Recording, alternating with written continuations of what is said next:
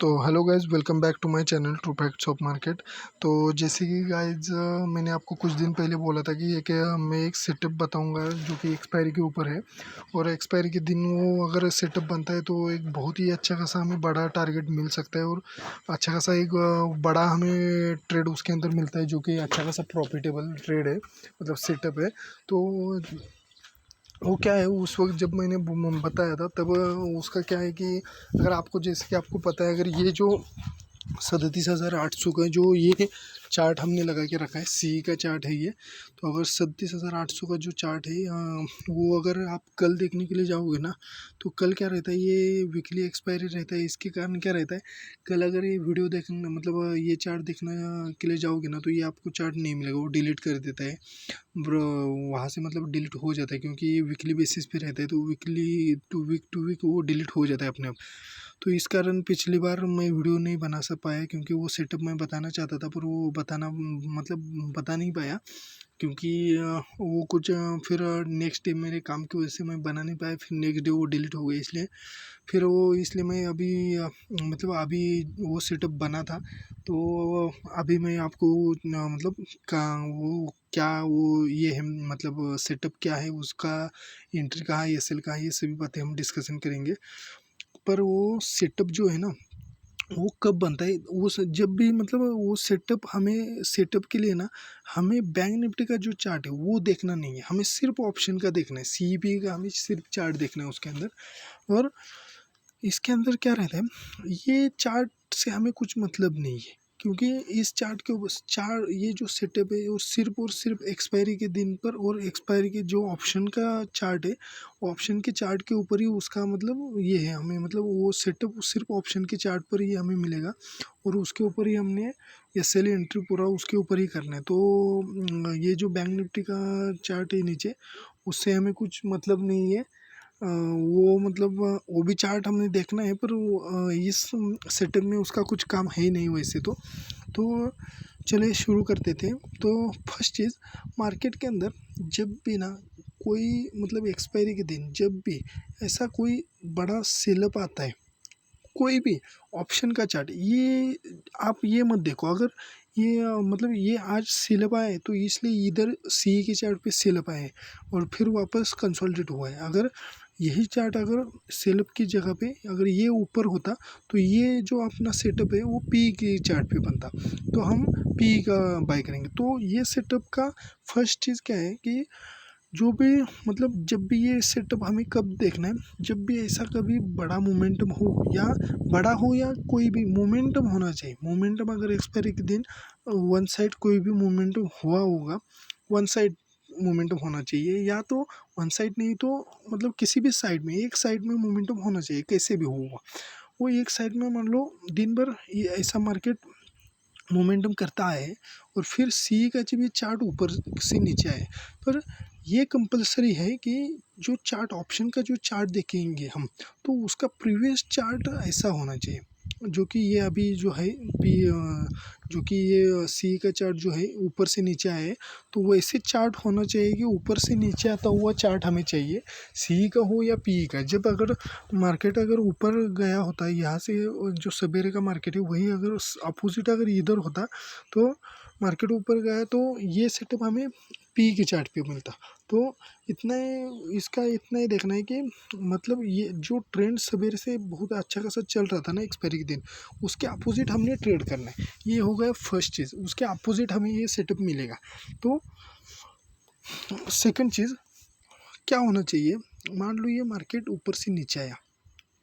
नीचे आके किसी पर्टिकुलर लेवल के ऊपर ना मार्केट रुक गया, बहुत देर कंसोलिडेट करने के बाद ना उस रेंज को मार्केट ने नीचे की लेवल, नीचे की साइड में ब्रेक करना चाहिए। मैं क्या बता रहा हूँ, वो मार्केट फर्स्ट चीज़ तो मार्केट जब भी ये मोमेंटम होगा उसके अपोजिट साइड हमें ये ट्रेड मिलेगा, फर्स्ट चीज़। सेकंड चीज़, ये मोमेंटम होने के बाद अगर मान लो नीचे आए तो सी के चार्ट पे हमें ये मिलेगा, अपना सेटअप मिलेगा। तो फर्स्ट चीज़ क्या है, यहाँ से मार्केट नीचे आना चाहिए, किसी पर्टिकुलर लेवल के ऊपर मार्केट ने हॉल्ट करना चाहिए, रुक जाना चाहिए, किसी पर्टिकुलर लेवल के ऊपर या किसी भी लेवल के ऊपर मार्केट ने हॉल्ट करना चाहिए। और फिर हॉल्ट करने के बाद क्या है, हॉल्ट जब करता है यहाँ पे आके, जैसे कि यहाँ पे हॉल्ट किया है और सेम ऐसे ही उसने नीचे के लेवल उसको नीचे के साइड में ब्रेक कर देना है। अगर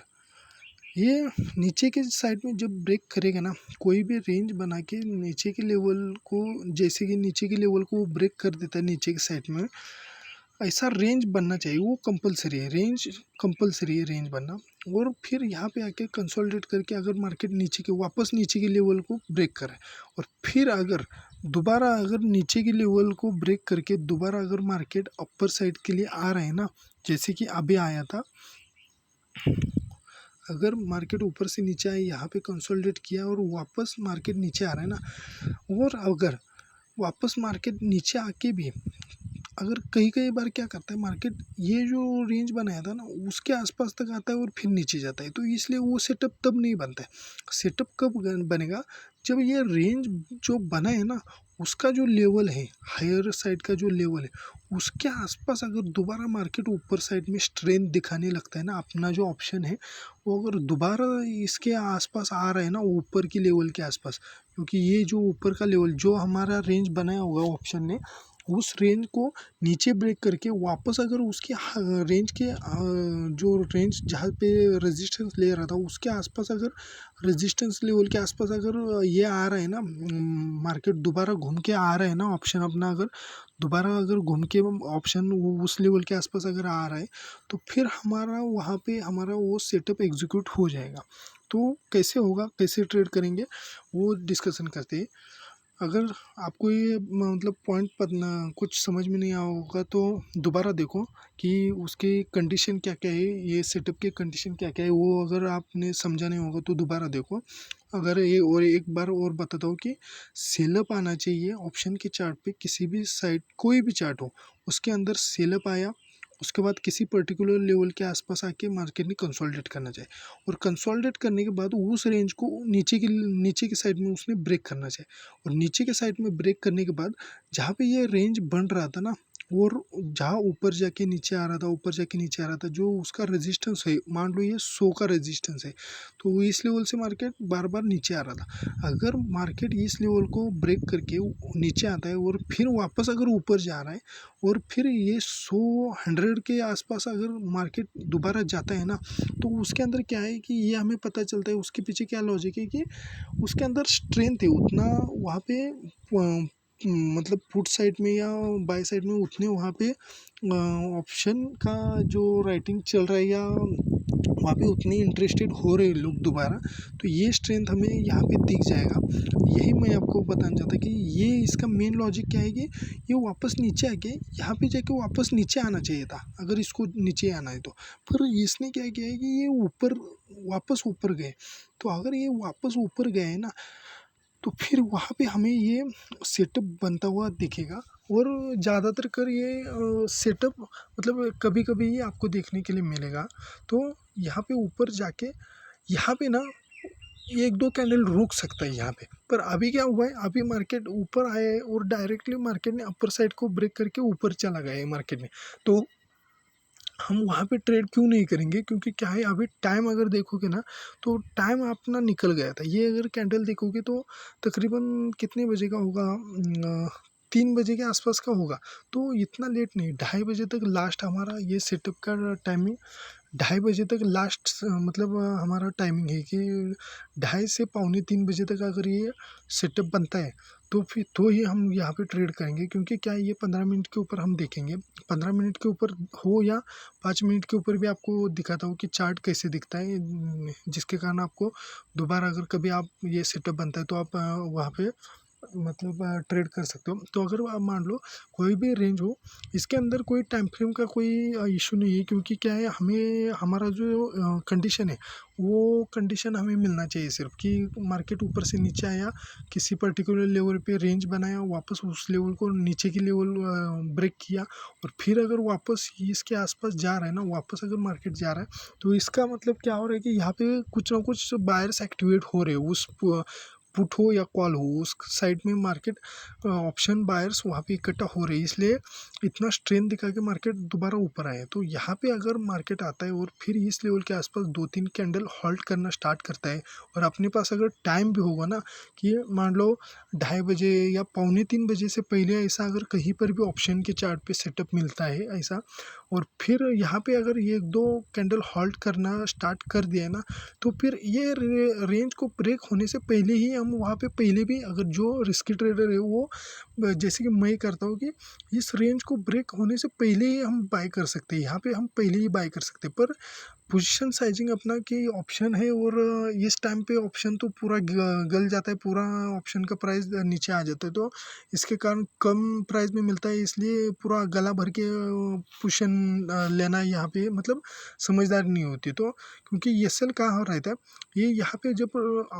वापस यहाँ पे आता है, तो यहाँ पर अगर रेंज बनाना स्टार्ट करता है, मतलब यहाँ पे आया, जैसे आया हम वैसे रेंज बनाने से पहले भी बाय कर सकते हैं, जो कि रिस्की ट्रेडर है, क्योंकि स्टॉप लॉस अपना ये रहने वाला है, स्टॉप लॉस ये रहने वाला है। जब तक ये स्टॉप लॉस नहीं जाता है तब तक हमने वापस मार्केट से बाहर नहीं निकलना है, क्योंकि अगर वापस मार्केट ऊपर जा रहा है ना, तो स्ट्रेंथ दिखा रहा है, तो इसका मतलब यहाँ पे कहीं ना कहीं बायस एक्टिवेट है। तो अगर यहाँ पे रेंज बन रहा है मार्केट, और जब अगर यहाँ पे रेंज बनने के बाद अगर ब्रेक कर रहा है, इस रेंज को अगर ब्रेक कर रहा है मार्केट, तो फिर जहाँ पे ये रेंज बन रहा था ना, फिर यहाँ का ये सेल हम यहाँ पे रख सकते हैं, और फिर ये ब्रेक होने के बाद हमें एक अच्छा खासा ट्रेंड वहाँ पे मिल सकता है, जो कि बहुत ही अच्छा खासा ट्रेड। अगर अभी वो मतलब ऑप्शन के ये अपना जो सेटअप है वो अभी तो बना था मार्केट के अंदर, पर क्या है अपने पास वो टाइम नहीं था, क्योंकि उस अगर यहाँ पे अभी गया तो वहाँ पे कंसोलिडेट कितना करेगा, और ब्रेक करके ऊपर कितना टाइम जाएगा और कहाँ तक जाएगा, तो इतना तो स्ट्रेंथ नहीं रहता है। तो इसलिए अगर ये मान लो इस लेवल के आसपास अगर वो सेटअप होता ना कि ये कैंडल ने ब्रेक किया होता, फिर 1-2 कैंडल नीचे रुक के वापस अगर इस लेवल के आसपास आता, कुछ देर रुक के यहाँ पे अगर ब्रेक करता ना, इस रेंज को अगर ब्रेक कर देता, तो फिर हमें अच्छा खासा वहाँ पे अपसाइड का मोमेंटम मिलता। तो तो ये इसके पॉइंट मतलब इम्पोर्टेंस पॉइंट ये है इसके अंदर कि मार्केट किसी भी साइड में वो ट्रेंड करना चाहिए, वापस मार्केट ऑप्शन का मान लो ये सी का हो या पी का हो, वैसा चार्ट होना चाहिए। उसके बाद रेंज बनाना चाहिए, रेंज को नीचे की साइड में ब्रेक करना चाहिए, और वापस अगर उस रेंज के हाई के आसपास अगर वापस मार्केट आ रहा है, तो वहाँ पे हम बाय करेंगे, ये सेल यहाँ का रखेंगे, और फिर यहाँ पे कुछ देर कंसोलिडेट करके अगर वापस ऊपर की तरफ निकल रहा है, तो फिर यहाँ का ये सेल हम यहाँ पे ले लेंगे, और एक अच्छे खासे ट्रेड मतलब अपना टारगेट के लिए हम वहाँ पे मार्केट के अंदर बैठेंगे। तो ये सेटअप जो है वो आपको मतलब कभी कभार ये आपको देखने के लिए मिलेगा, पर जब भी बनता है ना सेटअप, एक बहुत ही अच्छा खासा और तगड़ा प्रॉफिट दे के जाता है। तो इसलिए ये सेटअप का जो वीडियो है इसको ज़्यादा से ज़्यादा शेयर करो, ताकि ज़्यादा से ज़्यादा लोगों के पास तक ये सेटअप पहुंच सके, जिसके कारण किसी को हेल्प हो सके। तो अगर ये सेटअप अगर आपको अच्छा लग रहा है, मैं जो कंटेंट ला रहा हूँ डेली डेली वो अगर अच्छे लग रहे हैं, एनालिसिस मेरा अगर आपको अच्छा लग रहा है, तो चैनल को लाइक करो, शेयर करो और सब्सक्राइब करना मत भूलना। मिलते हैं नेक्स्ट वीडियो में। Thank you.